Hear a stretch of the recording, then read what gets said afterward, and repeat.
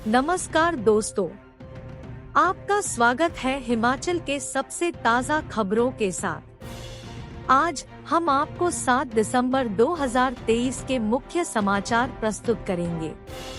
हिमाचल के विकास, पर्यटन और सामाजिक क्षेत्र की ताज़ा जानकारी के लिए हमारे चैनल को सब्सक्राइब करें और अपडेट के लिए हमें फॉलो करें। 4 विधायकों के जिम्मे जश्न की तैयारियां। जगत सिंह नेगी समिति के अध्यक्ष सुधीर शर्मा और राज्य सरकार ने व्यवस्था परिवर्तन के 1 साल कार्यक्रम के सफल आयोजन को समिति का गठन किया है। राजस्व मंत्री जगत सिंह नेगी समिति के अध्यक्ष होंगे। समिति प्रशासनिक स्तर पर आयोजन के प्रबंधों पर समन्वय स्थापित करेगी। समिति के सदस्यों के तौर पर धर्मशाला के विधायक सुधीर शर्मा, शाहपुर के विधायक केवल पठानिया और ज्वालामुखी के विधायक संजय रतन शामिल रहेंगे। गौरतलब है कि राज्य सरकार ने इस कार्यक्रम में 30,000 से ज्यादा की भीड़ एकत्र करने का लक्ष्य तय किया है। शिमला में हुई विधायक दल की बैठक के दौरान सभी विधायकों को भीड़ जुटाने के निर्देश मिले हैं। इनमें सबसे बड़ा टारगेट धर्मशाला के विधायक सुधीर शर्मा के पास रहेगा, जबकि शाहपुर और ज्वालामुखी के विधायकों को भी 2,000 से ज्यादा लोगों को आयोजन स्थल तक लाने के निर्देश मिले हैं। हालांकि दूरदराज के विधायक दूरी और वाहनों के प्रबंधों को देखते हुए भीड़ को धर्मशाला तक लेकर जाएंगे। भीड़ को संभालने और मौसम के अनुरूप प्रबंध किए जाएंगे। इसके लिए समिति जल्द ही कांगड़ा के उपायुक्त के साथ बैठक करेगी। राज्य सरकार के प्रवक्ता ने बताया कि प्रदेश सरकार के 1 वर्ष का कार्यकाल पूरा होने पर 11 दिसंबर को पुलिस मैदान धर्मशाला में व्यवस्था परिवर्तन का 1 साल कार्यक्रम का आयोजन किया जा रहा है। इस समारोह के सफल आयोजन के लिए विधायकों की 4 सदस्यीय समिति जिला प्रशासन के साथ आयोजन से संबंधित विभिन्न प्रबंधों पर समन्वय स्थापित करेगी। गंभीरता से लागू हो केंद्र की योजनाएं। संकल्प यात्रा के दौरान पूर्व सीएम जयराम ठाकुर ने घेरी कांग्रेस। प्रदेश सरकार केंद्र की लोकप्रिय योजनाओं को नजरअंदाज करती जा रही है। जिन अधिकारियों के जिम्मे ऐसी लोक कल्याण की नीतियों को पात्र व्यक्तियों तक पहुंचाने का काम सौंपा गया है, उसे वे पूरी ईमानदारी से निभाएं ताकि ऐसी योजनाओं के लाभ से कोई वंचित न रह सके। नेता प्रतिपक्ष एवं पूर्व मुख्यमंत्री जयराम ठाकुर ने सराज विधानसभा क्षेत्र के तहत धरोट और बस्सी पंचायत में विकसित भारत संकल्प यात्रा रथ पहुंचने पर जनता को संबोधित करते हुए कहा कि विकसित भारत संकल्प यात्रा का मुख्य उद्देश्य वर्ष 2047 तक भारत को विकसित और आत्मनिर्भर राष्ट्र बनाना है। प्रधानमंत्री नरेंद्र मोदी के नेतृत्व में केंद्र सरकार विभिन्न जन कल्याणकारी योजनाओं को समाज के अंतिम पायदान पर खड़े व्यक्ति के पास पहुंचाने के उद्देश्य से काम कर रही है। इन योजनाओं के प्रति जागरूकता व जन भागीदारी सुनिश्चित करवाने के उद्देश्य से केंद्र सरकार द्वारा विकसित भारत संकल्प यात्रा प्रारंभ की गई है। 3 दिसंबर से 25 दिसंबर तक चलने वाली यात्रा सभी ग्राम पंचायत व नगर निकायों में भ्रमण करेगी। अनेक स्थानों पर कार्यक्रम आयोजित किए जाएंगे। मुझे खुशी है कि हमारा संकल्प विकसित भारत यात्रा के सार्थक परिणाम सामने आ रहे हैं। इस यात्रा के माध्यम से आमजन को प्रधानमंत्री नरेंद्र मोदी के नेतृत्व वाली केंद्र सरकार की कल्याणकारी योजनाओं और कार्यों से अवगत करवाया जा रहा है। जयराम ठाकुर ने चिंता जताते हुए कहा कि राज्य की कांग्रेस सरकार पूर्व में भाजपा सरकार के समय शुरू की गई जनहितैषी योजनाओं को बंद कर लाखों लोगों को इससे मिलने वाले लाभ से वंचित कर रही है। भाजपा ने सहारा और हिमकेयर जैसी योजनाएं शुरू की, लेकिन इस सरकार ने इनके लिए बजट ही रोक दिया। आज हजारों लोग सहारा योजना से मिलने वाले लाभ से वंचित हैं। ये वे लोग थे जो किसी न किसी गंभीर बीमारी से अपने घरों में बिस्तर पर वर्षों से जीवन के लिए संघर्ष कर रहे हैं। गुजरात की ट्रांसलिंक एजेंसी करेगी एफडीआर की निगरानी, गुणवत्ता और तकनीक की होगी परख। हिमाचल में प्रधानमंत्री ग्राम सड़क योजना की निगरानी गुजरात से होगी। पीडब्ल्यूडी ने फुल डेप्थ रिक्लेमेशन एफडीआर तकनीक में गुजरात की ट्रांसलिंक को सलाहकार एजेंसी के तौर पर तैनात किया है। ट्रांसलिंक उत्तर प्रदेश, झारखंड और बिहार में एफडीआर के कार्यों की निगरानी कर रही है। भविष्य में पीडब्ल्यूडी में एफडीआर के सभी काम ट्रांसलिंक की सलाह पर पूरे होंगे। इतना ही नहीं, ट्रांसलिंक विभागीय कामों की निगरानी भी करेगी। दरअसल केंद्र सरकार ने पीएमजीएसवाई में 660 किलोमीटर सड़क को एफडीआर से बनाने का लक्ष्य हिमाचल को दिया है। बड़ी बात यह है कि प्रदेश में इस जर्मन तकनीक की जानकारी न तो ठेकेदारों को है और न ही प्रदेश के इंजीनियर के पास निगरानी का कोई अनुभव है। ऐसे में पीडब्ल्यूडी ने स्वतंत्र एजेंसी को सलाह और निगरानी के लिए तैनात करने का फैसला किया था। विभाग ने इस क्रम में गुजरात की ट्रांसलिंक को यह जिम्मा सौंप दिया है। एजेंसी उत्तर प्रदेश समेत अन्य राज्यों में एफडीआर में इस्तेमाल की जा रही तकनीक की जानकारी भी संबंधित निर्माता कंपनी के साथ साझा करेगी। प्रधानमंत्री ग्राम सड़क योजना के तहत हिमाचल को मिले बड़े पैकेज में से 660 किलोमीटर सड़क का निर्माण एफडीआर से होना है। इसके लिए पीडब्ल्यूडी ने 6 राज्यों में पूरे पैकेज का बंटवारा कर दिया है। अब ट्रांसलिंक एजेंसी टेंडर प्रक्रिया के बाद सक्रिय होगी और प्रोजेक्ट की निगरानी का काम शुरू कर देगी। जर्मन तकनीक से प्रदेश की सड़कें गुणवत्तापूर्ण तरीके से बनेंगी। एचडीएम क्रशर कारोबार पर होगा एफडीआर का असर। हिमाचल में एफडीआर तकनीक का प्रयोग सफल रहता है तो क्रशर पर निर्भरता कम हो जाएगी। जर्मन तकनीक में क्रशर की जरूरत न के बराबर है। इस तकनीक में पहले से बिछाई गई तारकोल और क्रशर को उखाड़कर दोबारा से इस्तेमाल लायक बनाया जाता है। ऐसे में भविष्य में एफडीआर का दायरा बढ़ता है तो प्रदेश में क्रशर कम होना शुरू हो जाएंगे और यही वजह है जो दबी जुबान में एफडीआर का अब विरोध भी शुरू हो गया है। ठेकेदार इस नई तकनीक को अपनाने के लिए फिलहाल पूरी तरह से तैयार नहीं हैं। सलाह के साथ कामों की भी परख। पीडब्ल्यूडी के प्रमुख अभियंता अजय गुप्ता ने बताया कि एफडीआर तकनीक में गुजरात की ट्रांसलिंक एजेंसी को तैनात किया है। यह एजेंसी प्रदेश में एफडीआर से होने वाले कामों की गुणवत्ता और निगरानी का काम करेगी। ट्रांसलिंक पीडब्ल्यूडी के साथ स्वतंत्र एजेंसी के तौर पर काम करेगी। गुजरात की एजेंसी का काम सिर्फ सलाह देना ही नहीं होगा, बल्कि उन कामों की परख भी करेगी जिन्हें ग्लोबल टेंडर के बाद हासिल करने वाली कंपनी पूरा करेगी। सलाह के साथ कामों की भी परख। हिमाचली ठेकेदार एफडीआर में टेंडर हासिल करने की दौड़ से बाहर हो चुके हैं। मौजूदा इंजीनियर भी इस नई तकनीक की समझ नहीं है।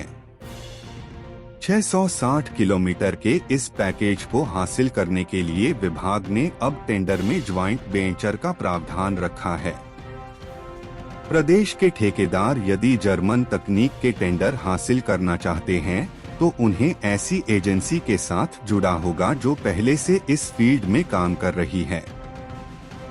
ऐसे में उत्तर प्रदेश समेत दूसरे राज्यों की एजेंसी के साथ तालमेल से प्रदेश में ठेकेदार एफडीआर के टेंडर हासिल कर सकते हैं। एफडीआर में 50 किलोमीटर सड़क बनाने का अनुभव अनिवार्य किया है। धर्मशाला के ट्यूलिप गार्डन में झाड़ीपों के दर्शन, बिल्ट एरिया तैयार, ग्रीन जोन को बजट की दरकार। पर्यटन खेल नगरी धर्मशाला के समीप टंग नरवाड़ा में पिछले 7 सालों से 7 करोड़ के बजट से बन रहे ट्यूलिप गार्डन को अब धौलाधार बायोडायवर्सिटी पार्क बना दिया है। लेकिन पार्क 7 वर्षों से भी अधिक समय बीत जाने के बाद अभी भी बिना बजट के अधर में लटका हुआ है। इस पार्क के 2 कंपोनेंट थे, एक बिल्ट अप एरिया और दूसरा green zone. Asian development bank के माध्यम से 7 करोड़ के करीब बजट से बिल्ट अप एरिया का कार्य किया जा चुका है, जबकि ग्रीन जोन का कार्य बजट न होने के चलते लटक गया है। प्रदेश सरकार ने जिला कांगड़ा को टूरिज्म कैपिटल बनाने की घोषणा की है। ऐसे में इस साइट के संचालन की जिम्मेदारी हिमाचल प्रदेश पर्यटन विकास निगम (HTDC) को सौंपी गई है। पार्क में फूलों के स्थानों पर झाड़ीपों का ही राज देखने को मिल रहा है। प्रदेश सरकार, प्रशासन व पर्यटन विभाग की बड़ी लापरवाही से पिछले 7 वर्ष में देश का दूसरा व पहाड़ी राज्य हिमाचल का पहला ट्यूलिप गार्डन अब धौलाधार बायोडायवर्सिटी पार्क बन गया है, जबकि जम्मू कश्मीर के श्रीनगर में पहले ट्यूलिप गार्डन के बाद उत्तराखंड के पिथौरागढ़ और हिमाचल के ही पालमपुर में ट्यूलिप गार्डन तैयार भी कर दिया गया। जबकि एशियन डेवलपमेंट बैंक की ओर से funded project conserving prominent temple precincts and upgrading urban infrastructure for tourism in Dharamshala and McLeodganj के तहत 7 करोड़ में ट्यूलिप का एक भी पौधा नहीं लग पाया है। प्रोजेक्ट के तहत जो अन्य फूल उगाए वह भी उजड़ गए हैं। ट्यूलिप गार्डन का निर्माण कार्य 10 सितंबर 2016 को शुरू करवाया था, जबकि 31 अगस्त 2020 को इसे धौलाधार बायोडायवर्सिटी पार्क बनाकर कार्य पूरा भी कर दिया था। HDM टूरिज्म विकसित करने को विशेष व्यवस्था। बायोडायवर्सिटी पार्क में ट्यूलिप तो नहीं लग पाए, लेकिन 3 वर्ष पूर्व पूरे हो चुके पार्क के कार्य में एम्फी थिएटर, इंटरप्रिटेशन सेंटर, हट area, cafeteria, cycling track, garden, children park और छोटे छोटे पाउंड बनाए गए हैं। लेकिन जिस मकसद के साथ हिमाचल में अपनी तरह के इस पहले और अनोखे पार्क को बनाने की शुरुआत की गई थी, वह अधर में ही लटकती नजर आ रही है। इको टूरिज्म पॉलिसी के तहत मिलेंगी सभी सुविधाएं। वन मंडल धर्मशाला के DFO दिनेश शर्मा ने बताया कि टंग नरवाड़ा में बायोडायवर्सिटी पार्क के 2 कंपोनेंट में से बिल्ट अप एरिया ADB के माध्यम से बनकर तैयार हो चुका है। दूसरा इसमें ग्रीन जोन प्रस्तावित था, जिसके लिए बजट प्रावधान होने के बाद काम किए जाएंगे। सरकार के निर्देशानुसार जल्द ही इस साइट को हिमाचल प्रदेश पर्यटन विकास निगम (HTDC) के माध्यम से संचालित किया जाए। इको टूरिज्म पॉलिसी के तहत लोगों के लिए सारी सुविधाएं मुहैया करवाई जाएंगी। अब नालागढ़ से चंडीगढ़ सिर्फ 30 किलोमीटर दूर मंझौली से सिसवा होते ट्राई सिटी से जुड़ेगा हिमाचल। औद्योगिक क्षेत्र नालागढ़ की चंडीगढ़ से दूरी अब और कम हो जाएगी। दरअसल औद्योगिक नगरी को चंडीगढ़ से जोड़ने के लिए जल्द एक नया सड़क मिल जाएगा। नालागढ़ चंडीगढ़ को वाया सैनी माजरा झीड़ा से होकर नए मार्ग की अरसे से चल रही कवायद अब सिरे चढ़े जा रही है। पंजाब सरकार ने दोनों प्रमुख क्षेत्रों के लिए महत्वपूर्ण इस मार्ग के लिए 27 करोड़ की धनराशि स्वीकृत कर दी है। हिमाचल सरकार द्वारा अपने हिस्से का अधिकांश कार्य पहले ही मुकम्मल कर पूर्ण कर चुकी है। इस नए सड़क के बनने से जहां नालागढ़ में औद्योगिकरण को बढ़ावा मिलेगा, वहीं नालागढ़ बद्दी NH पर बढ़ते यातायात को भी कम करने में मदद मिलेगी। सबसे बड़ी राहत यह है कि इस नए मार्ग के बनने से नालागढ़ व चंडीगढ़ के बीच फासला महज 30 किलोमीटर रह जाएगा। नालागढ़ चंडीगढ़ को वाया सैनी माजरा झीड़ा होकर बन रहे नए मार्ग को पूर्ण करने के लिए पंजाब सरकार ने 27 करोड़ रुपए की धनराशि स्वीकृत कर दी है। हिमाचल हिस्से में यहां ऊंची ऊंची पहाड़ियों की कटाई करके मार्ग समतल किया गया है और इसे पंजाब के मार्ग से जोड़ दिया गया है। विभाग द्वारा पुलियों आदि का कार्य मुकम्मल कर कच्चा मार्ग तैयार कर दिया है। विभाग द्वारा उद्योग विभाग से मार्ग निर्माण के लिए स्वीकृत 2 करोड़ 74 लाख में से 3 पुलियों के निर्माण पर 1 करोड़ 20 लाख खर्च किया जा चुका है। शेष स्वीकृत राशि से एक पुल का निर्माण किया जाएगा। पंजाब सरकार द्वारा स्वीकृत की गई धनराशि से माजरी घाट से परखाली से हरिपुर होते हुए सिसवा चौक मिलेगा और मार्ग तंग होने के चलते इसकी वाइडनिंग भी होगी। नई सड़क से कारोबारियों को मिलेगी बड़ी राहत। बीबीएन उद्योग संघ के महासचिव वाईएस गुलेरिया ने कहा कि नालागढ़ चंडीगढ़ के बीच नए मार्ग के बनने से औद्योगिक क्षेत्र नालागढ़ से चंडीगढ़ आने जाने वाले लोगों, कारोबारियों को खासा फायदा होगा। साथ ही औद्योगिक गतिविधियां भी बढ़ेगी। पंजाब सरकार ने जारी किया बजट। रोपड़ के विधायक दिनेश चड्डा ने कहा कि माजरी पर खाली हरिपुर से सिसवा चौक को जोड़े वाले मार्ग के लिए पंजाब सरकार द्वारा 27 करोड़ की धनराशि स्वीकृत की गई है और हिमाचल से पंजाब को जोड़े वाले मार्ग का कार्य जल्द ही शुरू कर दिया जाएगा। परवाणू में होटल से 12 युवतियां पकड़ी, पुलिस की दबिश से हड़कंप, होटल के रजिस्टर में किसी का भी रिकॉर्ड दर्ज नहीं। परवाणू पुलिस द्वारा गुप्त सूचना के आधार पर एक निजी होटल में की गई रेड के दौरान 2 विदेशी मूल सहित 12 लड़कियां बरामद की है।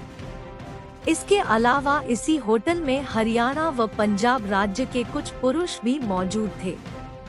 इन सभी की होटल के रजिस्टर में एंट्री भी नहीं थी। पुलिस इस मामले को देह व्यापार के नेटवर्क के साथ जोड़कर देख रही है और मामले में पुलिस ने जांच शुरू कर दी है। उम्मीद है जल्द ही पुलिस मामले को लेकर बड़े खुलासे कर सकती है। जानकारी के अनुसार परवाणू पुलिस को गुप्त सूचना मिली थी कि चक्की मोड़ भोजनगर संपर्क मार्ग पर स्थित एक निजी होटल में जुआ सहित देह व्यापार का नेटवर्क सक्रिय है। सूचना के आधार पर पुलिस ने होटल पर रेड की। रेड के दौरान पुलिस को उस निजी होटल में करीब 12 लड़कियां जो कि दिल्ली, हरियाणा, सिक्किम, पंजाब राज्य से व 2 विदेशी मूल उज्बेकिस्तान, नेपाल की पाई गई। हालात संदिग्ध होने पर इनके पहचान पत्रों की जांच की गई। होटल में हरियाणा व पंजाब राज्यों से संबंधित कई पुरुष भी होटल में मौजूद पाए गए, जिनकी भी जांच की गई। रेड के दौरान होटल मैनेजर द्वारा इनकी किसी भी प्रकार की डिटेल की एंट्री होटल रजिस्टर में नहीं की गई थी। एसपी गौरव सिंह ने बताया कि सूचना के आधार पर यह रेड की गई थी। उन्होंने कहा कि पुलिस द्वारा जिला में संचालित सभी निजी होटल व रेस्टोरेंट पर कड़ी निगरानी रखी जा रही है तथा किसी भी अवैध गतिविधियों में संलिप्तता पाए जाने पर होटल संचालकों पर कार्रवाई की जाएगी। तीसा में युवक से पकड़ी चरस। सुरंगानी। चंबा तीसा सुरंगानी मार्ग पर बड़ो पुल के पास पुलिस टीम ने गश्त के दौरान राहगीर से 262 ग्राम चरस बरामद की है। आरोपी की पहचान कुलदीप कुमार निवासी गांव निनोड़ी तहसील चुरा के तौर पर की गई है। आरोपी से चरस खेप की खरीद फरोख्त को लेकर पूछताछ की जा रही है। बगौड़ा गोलीकांड अगवा कर फिरौती की साजिश फेल, प्रकरण में 7 गिरफ्तार, 4 हथियार बरामद। एक सप्ताह पूर्व पालमपुर के बगौड़ा क्षेत्र में हुए गोलीकांड के मामले में पुलिस ने 7 आरोपियों को गिरफ्तार किया है और 4 हथियार बरामद किए हैं। 2 युवकों को अगवा कर फिरौती वसूलने की नाकाम साजिश में गिरफ्तार किए गए 7 आरोपियों में से 4 हिमाचल के रहने वाले हैं, जबकि बाकी 3 पंजाब के निवासी हैं। एसपी कांगड़ा शालिनी अग्निहोत्री ने इस सारे मामले की जानकारी देते हुए बताया कि इस मामले में वाहन को भी सीज किया है। बीते दिनों बगौड़ा में एक कार में जा रहे लोगों पर गालियां दागने का मामला सामने आया था। इसमें 2 लोग घायल हुए थे, जिन्हें इलाज के लिए टांडा अस्पताल में दाखिल करवाया था। एसपी शालिनी अग्निहोत्री ने बताया कि पहले मामले में 2 लोगों की संलिप्तता की बात सामने आई थी, लेकिन जैसे जैसे तफ्तीश आगे बढ़ती गई, इसमें 7 लोगों को गिरफ्तार किया जा चुका है। यह मामला अगवा कर फिरौती वसूलने से जुड़ा बताया गया है। हालांकि पहले चरण में आरोपियों को प्लान फेल हो गया। एसपी ने बताया कि आरोपियों ने 2 लोगों को बर्थडे सेलिब्रेशन के बहाने घर पर बुलाया था। देर शाम जब यह 2 लोग अपनी कार से वापस जा रहे थे तो इनको बगौड़ा के पास रोकने का प्रयास किया गया, जहां पर इनको अगवा करने की योजना थी। आरोपियों का अगली योजना फिरौती के पैसे उगाहने की थी। इनके वाहन को रोकने के लिए पत्थर भी लगाए थे, लेकिन कार सवार जैसे तैसे वहां से गाड़ी भगाने में कामयाब हो गए और आरोपियों की साजिश सिरे न चढ़ सकी। घायल युवकों द्वारा जताए गए शक के आधार पर ही अमित व सावित्री को पकड़ा गया, जबकि विक्की नाम का युवक बाद में पुलिस के हत्थे चढ़ा। इनसे की गई पूछताछ में पहले 2 और फिर 2 और लोगों के नाम सामने आए और पुलिस ने कुल 7 लोगों को गिरफ्तार किया, जिनका 13 दिसंबर तक पुलिस रिमांड मिला है। पुलिस ने 4 हथियार भी बरामद किए हैं, जिनमें से 2 अवैध हथियार हैं। हमीरपुर डिपो का कंडक्टर सस्पेंड, यात्रियों की टिकट न काटने पर डीडीएम की स्पेशल टीम ने कसा शिकंजा। हिमाचल पथ परिवहन निगम हमीरपुर डिपो में डीडीएम हमीरपुर की स्पेशल टीम ने लोकल रूट पर चल रहे कंडक्टर को रंगे हाथ टांका लगाते पकड़ा है। बस में 13 यात्री बिना टिकट के सफर कर रहे थे। ऐसे में बस के कंडक्टर को तुरंत प्रभाव से सस्पेंड कर दिया है। डीडीएम हमीरपुर की स्पेशल टीम का यह अभियान निगम की बसों में आगे भी जारी रहेगा, ताकि निगम को घाटे से उबारा जा सके। बता दें कि हमीरपुर डिपो की नादौन से सदोह रूट पर जा रही निगम की बस को मंगलवार शाम 6:15 बजे के आसपास कांगू से 8 किलोमीटर आगे जैसे ही डीडीएम हमीरपुर की स्पेशल टीम ने चेकिंग के लिए रोका तो कंडक्टर स्पेशल टीम को देखकर हड़बड़ा गया और कोई होशियारी टीम के आगे कर न सका। निरीक्षण टीम ने जब बस को चेक किया तो बस में 19 यात्री सफर कर रहे थे। इनमें से 13 यात्री बिना टिकट के पाए गए और 6 यात्री कॉलेज छात्र पास के थे। ऐसे में स्पेशल टीम ने कंडक्टर को 193 रुपए का टांका लगाते रंगे हाथ दबोचा है। डीडीएम की स्पेशल टीम में डीडीएम हमीरपुर राजकुमार पाठक और स्टाफ के कुछ एक सदस्य मौजूद थे।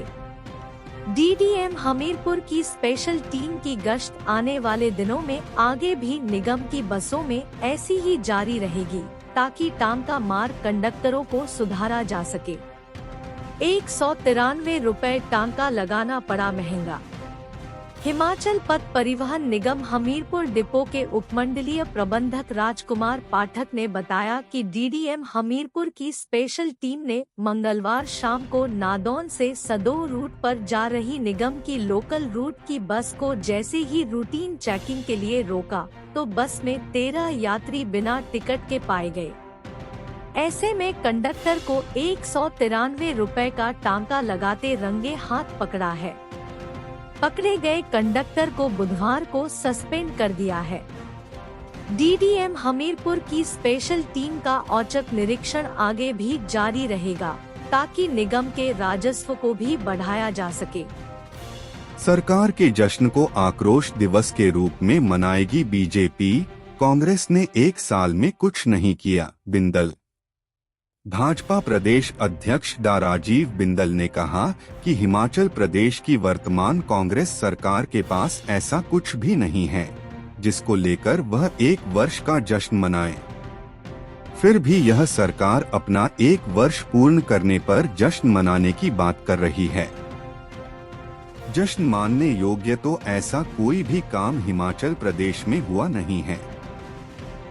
हाँ, कुछ ऐसे काम हुए हैं जो जनता को लंबे समय तक याद रहेंगे। आते ही 1500 ऐसे स्थान बंद कर दिए जिसको पूर्व सरकार ने जनहित में खोला था। महिलाओं को 1500 रुपए, युवाओं को नौकरियां, ऐसी बड़ी घोषणाएं इन्होंने की थी जो उन्होंने अपनी पहली कैबिनेट में पूरी करनी थी, पर ऐसा कुछ भी नहीं हुआ। हम इस जश्न का विरोध करेंगे और 11 दिसंबर को आक्रोश दिवस के रूप में मनाएंगे। सभी जिला मुख्यालय पर भाजपा के उग्र प्रदर्शन होंगे। उन्होंने कहा कि देश में भी कांग्रेस का किसी भी प्रकार का गठबंधन अच्छे से नहीं चल रहा है और कांग्रेस पार्टी की लोकप्रियता साफ रूप से गिरती दिखाई दे रही है। 7 जिलों पर खर्च होगा 700 करोड़ का बजट। HP शिवा प्रोजेक्ट के तहत अगले 4 वर्षों के दौरान हिमाचल प्रदेश के 7 जिलों में 1300 करोड़ रुपए खर्च किए जाएंगे। ADB के तहत कार्यरत इस प्रोजेक्ट में 6000 हेक्टेयर भूमि पर सिट्रस पौधों के अलावा अनार, अमरूद व लीची सहित विभिन्न प्रकार के फलदार पौधों के बगीचे लगाएंगे। यह जानकारी बागबानी मंत्री जगत सिंह नेगी ने जिला ऊना के 1 दिवसीय प्रवास के दौरान बौल, पिपली तथा खोली गांवों में HP शिवा प्रोजेक्ट के FLD के निरीक्षण के दौरान दी। उन्होंने बताया कि HP शिवा प्रोजेक्ट के तहत विकास खंड बंगाणा में 12 हेक्टेयर भूमि पर लगभग 1 करोड़ 30 लाख रुपए की लागत से 11 FLD क्लस्टर बनाए गए हैं, जिनमें आम व अमरूद के पौधे लगाए हैं। उन्होंने बताया कि कुटलैहड़ विधानसभा क्षेत्र के अंतर्गत बागबानी को सिंचाई सुविधा प्रदान करने के लिए ADB HP शिवा प्रोजेक्ट द्वारा जल शक्ति विभाग के माध्यम से 18.45 करोड़ रुपए खर्च किए जा रहे हैं, जिसके तहत 5 पंचायतों को सिंचाई सुविधा का लाभ मिलेगा। बागवानी मंत्री ने विभिन्न स्थानों पर जाकर HP शिवा प्रोजेक्ट से जुड़े बागवानों से विस्तृत वार्तालाप की। इस अवसर पर उन्होंने बागबानी विभाग बंगाणा के अधिकारियों के कार्य की सराहना। HP शिव प्रोजेक्ट से जुड़े बागबानों की आय में ज्यादा बढ़ोतरी के लिए हलदर पौधों के मध्य खाली जमीन पर विभिन्न प्रकार की नकदी फसलों बारे प्रेरित व प्रशिक्षित किया जाए। इस अवसर पर SDM बंगाणा मनोज कुमार, उद्यान विभाग के उपनिदेशक के भारद्वाज, जल शक्ति विभाग के अधिशासी अभियंता प्रवीण शर्मा व SDO अमन कुमार, उद्यान विभाग के विषयवाद विशेषज्ञ शिवभूषण कंवर, उद्यान विकास अधिकारी वीरेंद्र कुमार व उद्यान प्रसार अधिकारी मोहम्मद अरशद सहित अन्य विभागों के अधिकारियों, कर्मचारियों तथा विभिन्न क्षेत्रों में स्थानीय बागबान उपस्थित थे। शिमला में 9 को नवाजी जाएंगी 5 लेखिकाएं। देश और प्रदेश में अपने अनूठे साहित्यिक, सांस्कृतिक और पर्यावरणीय सोच के कार्यक्रमों के लिए प्रतिष्ठित हिमालय साहित्य संस्कृति एवं पर्यावरण मंच 5 महिला लेखिकाओं को उनके हिंदी और हिंदी साहित्य के क्षेत्र में दिए जा रहे उत्कृष्ट योगदान के लिए 9 दिसंबर को सम्मानित करेगा। यह सम्मान राज्यपाल शिव प्रताप शुक्ल सायं 4:30 बजे प्रदान करेंगे। उनकी व्यस्तता के कारण कार्यक्रम में थोड़ा बदलाव हुआ है। कवि गोष्ठी दोपहर 1:30 बजे शुरू हो जाएगी। सम्मानित की जाने वाली लेखिकाओं में हिंदी और उर्दू की प्रख्यात वरिष्ठ लेखिका गजलकार डा नलिनी विभा नाजली, डा प्रेरणा ठाकरे नीमच मध्य प्रदेश और शिमला से डा देवकन्या ठाकुर, दीप्ति सारस्वत प्रतिमा व डा देविना अक्षयवर शामिल हैं। प्रख्यात लेखक व हिमालय साहित्य मंच के अध्यक्ष SR हरनोट ने बताया कि 9 दिसंबर को दोपहर 1:30 बजे से कवि गोष्ठी शुरू हो जाएगी, जिसमें सम्मानित की जाने वाली महिला रचनाकारों के रचना पाठ आकर्षण का केंद्र होंगे। कवि गोष्ठी के बाद 4:30 पर राज्यपाल लेखिकाओं को सम्मानित करेंगे। कवि गोष्ठी की अध्यक्षता डा आनंद कुमार करेंगे, जो इन दिनों उच्च अध्ययन संस्थान में नेशनल फेलो हैं। डा नलिनी विभा नाजली, डा हेमराज कौशिक, डा प्रेरणा ठाकरे और डा सत्यनारायण स्नेही विशिष्ट अतिथि होंगे। मनाली में 2 से 6 जनवरी तक आयोजित होगा विंटर कार्निवाल, मुख्यमंत्री सुक्खू करेंगे शुभारंभ। हिमाचल प्रदेश के मनु की नगरी मनाली में 2 से 6 जनवरी तक राष्ट्रीय स्तरीय विंटर कार्निवाल आयोजित किया जाएगा। मुख्यमंत्री ठाकुर सुखविंदर सिंह सुक्खू इस विंटर कार्निवाल का शुभारंभ करेंगे। यह जानकारी बुधवार को यहां मनाली विधानसभा के विधायक एवं राष्ट्रीय स्तरीय विंटर कार्निवाल आयोजन समिति के अध्यक्ष भुवनेश्वर गौड़ ने तैयारी को लेकर आयोजित बैठक की अध्यक्षता करते हुए दी। उन्होंने कहा कि आपदा के बाद मनाली पर्यटकों के स्वागत के लिए पूरी तरह से तैयार है। विंटर कार्निवाल आयोजित करने का मुख्य उद्देश्य मनाली तथा कुल्लू जिला में पर्यटन गतिविधियों को बढ़ावा देना है। इस विंटर कार्निवाल से पूर्व क्रिसमस डे से लेकर न्यू ईयर तक भी मनाली में अनेक कार्यक्रम आयोजित किए जाएंगे, ताकि यहां आने वाले पर्यटक प्रदेश सहित कुल्लू जिला की समृद्ध सांस्कृतिक धरोहर से परिचित हो सके। उन्होंने कहा कि आयोजन को सफल बनाने के लिए इस दौरान माल रोड रंग बिरंगी लाइटों से सजाया जाएगा तथा पर्यटक को जिले की समृद्ध संस्कृति से रूबरू करवाने के लिए माल रोड पर एक स्टेज बनाया जाएगा, जहां पर 25 दिसंबर यानी क्रिसमस डे से रंगारंग सांस्कृतिक कार्यक्रम प्रस्तुत किए जाएंगे। श्री गौड़ ने कहा कि मनाली विंटर कार्निवाल का मुख्य आकर्षण विंटर क्वीन रहेगा, जिसके लिए चंडीगढ़ सहित शिमला, कुल्लू तथा धर्मशाला में ऑडिशन लिए जाएंगे। उन्होंने कहा कि इसके अलावा वॉइस ऑफ कार्निवाल के ऑडिशन भी इन्हीं स्थानों पर लिए जाएंगे। उन्होंने कहा कि आयोजन को सफल बनाने के लिए विभिन्न कमेटियों का गठन किया गया है। उन्होंने कमेटी के सदस्यों से भी आग्रह किया कि वह अपनी जिम्मेदारियों का सही प्रकार से निर्वहन सुनिश्चित बनाएं, ताकि आयोजन को भव्य तरीके से आयोजित किया जा सके। उन्होंने कहा कि मनाली कार्निवल के दौरान राम बाग व मॉल रोड पर 2 स्टेज बनाए जाएंगे। कहा कि विंटर कार्निवाल की सांस्कृतिक कार्यक्रमों में प्रदेश के कलाकारों को प्राथमिकता दी जाएगी तथा कलाकारों के चयन के लिए ऑडिशन आयोजित किए जाएंगे। उन्होंने कहा कि मनाली कार्निवाल में पूर्व की तरह इस बार भी महानाटी का आयोजन किया जाएगा तथा महिला मंडल द्वारा आकर्षक झांकियां निकाली जाएगी।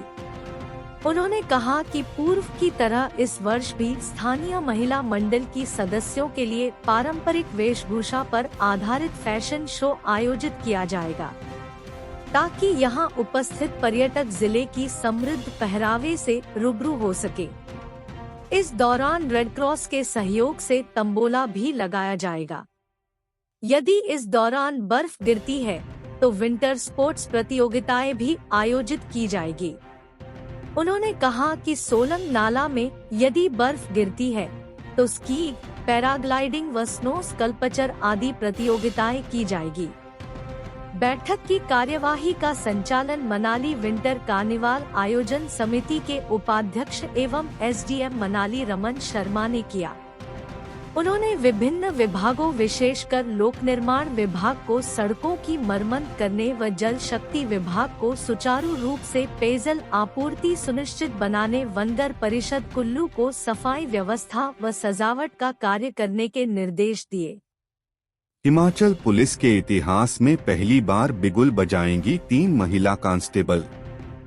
वैसे तो बेटियां आसमान तक नाप रही हैं।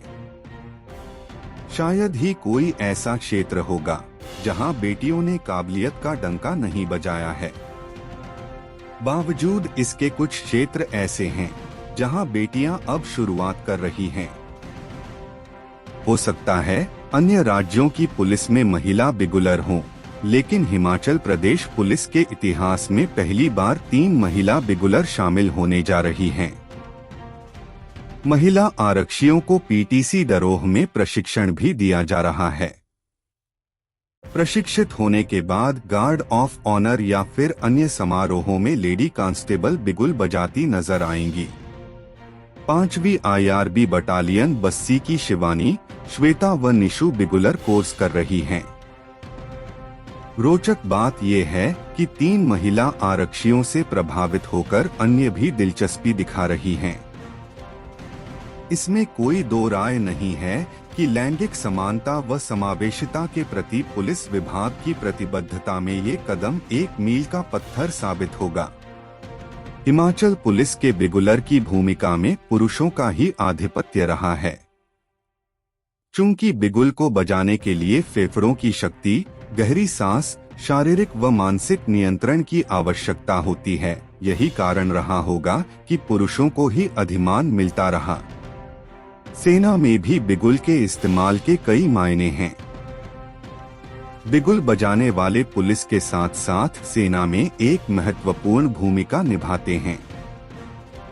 परेड व अन्य कार्यक्रमों में बिगुल ही संकेतक के तौर पर माना जाता है।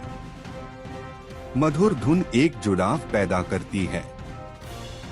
आपको बता दें, सूर्योदय व सूर्यास्त के वक्त राष्ट्रीय ध्वज के सम्मान में बिगुल अनिवार्य रहता है। हिमाचल प्रदेश पुलिस ने एक्स पर तस्वीरें साझा की हैं। पुलिस महानिदेशक संजय कुंडू ने कहा कि पुलिस बल में महिला बिगुलर्स को शामिल करना न केवल विविधता बल्कि लैंगिक रूढ़िवादिता को तोड़ने का भी प्रयास है। पुलिस महानिदेशक ने महत्वपूर्ण पहल के लिए पुलिस व प्रशिक्षण महाविद्यालय डरोह के प्रधानाचार्य डीआईजी विमल गुप्ता को बधाई दी है। हिमाचल में 11 दिसंबर तक साफ रहेगा मौसम, जनजातीय क्षेत्रों में पारा 0 से नीचे। हिमाचल प्रदेश में शुष्क मौसम के बावजूद ठंड का प्रकोप जारी है। पहाड़ों से लेकर मैदानी इलाके भीषण ठंड की चपेट में हैं। जनजातीय क्षेत्रों में तो पारा 0 से नीचे चला गया है। लगातार पारा गिरने से प्रदेश के मैदानी जिलों में शिमला से ज्यादा ठंड पड़ रही है। मौसम विभाग की रिपोर्ट के मुताबिक शिमला में पिछले 24 घंटे का न्यूनतम तापमान 7 डिग्री सेल्सियस दर्ज किया गया तो ऊना में 6 डिग्री, बिलासपुर में 6.8 डिग्री और हमीरपुर में 4.1 डिग्री सेल्सियस रहा। खास बात यह है कि राज्य के कुछ मैदानी शहरों का पारा तो 0 के करीब पहुंच गया है। मंडी शहर में न्यूनतम तापमान 1.7 डिग्री और सुंदरनगर में 2.6 डिग्री सेल्सियस रिकॉर्ड हुआ है। शिमला से सटे सोलन शहर में पारा 5.3 डिग्री सेल्सियस रहा। राज्य के जनजातीय क्षेत्रों की बात करें तो वहां पिछले कुछ दिनों से पारा माइनस में दर्ज किया जा रहा है। लाहौल स्पीति जिला का मुख्यालय केलांग राज्य का सबसे ठंडा स्थल रहा, जहां मंगलवार की रात न्यूनतम तापमान -5.2 डिग्री सेल्सियस रिकॉर्ड हुआ है। इसी तरह समदो में -2.7 डिग्री और किन्नौर जिला के कल्पा में -0.8 डिग्री सेल्सियस रिकॉर्ड हुआ।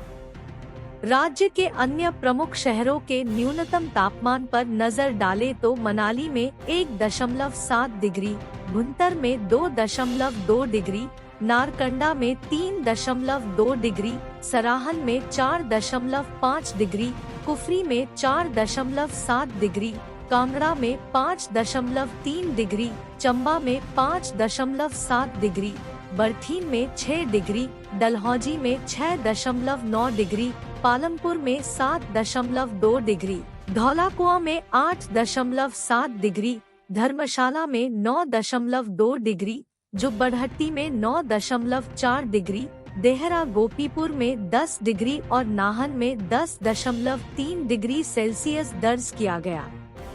राज्य में पिछले 2-3 दिनों से मौसम साफ बना हुआ है। राजधानी शिमला सहित राज्य भर में आज बुधवार को भी धूप खिली हुई है। शिमला में अक्सर दिसंबर के महीने में सीजन की पहली बर्फबारी होती है, लेकिन पिछले वर्ष यहां सैलानियों को बर्फबारी का नजारा देखने को नहीं मिला था। मौसम विभाग के पूर्वानुमान के अनुसार इस सप्ताह शिमला समेत पहाड़ी इलाकों में बर्फ गिरने की कोई संभावना नहीं है। मौसम विभाग ने आगामी 11 दिसंबर तक राज्य में मौसम के साफ बने रहने का अनुमान जताया है। विभाग का दावा है कि इस दौरान राज्य में अधिकतम तापमान तो सामान्य बना रहेगा, लेकिन न्यूनतम तापमान में गिरावट आने से ठंड का प्रकोप जारी रहेगा। ई-टैक्सी खरीद के लिए बैंक लोन पर सरकार देगी गारंटी, सरकारी दफ्तरों में भी ली जाएंगी सेवाएं। मुख्यमंत्री सुखविंदर सिंह सुक्खू ने बैंकों से सरकार की जनकल्याणकारी योजनाओं के लिए उदारता पूर्वक व रियायती ब्याज दरों पर ऋण उपलब्ध करवाने का आग्रह किया है।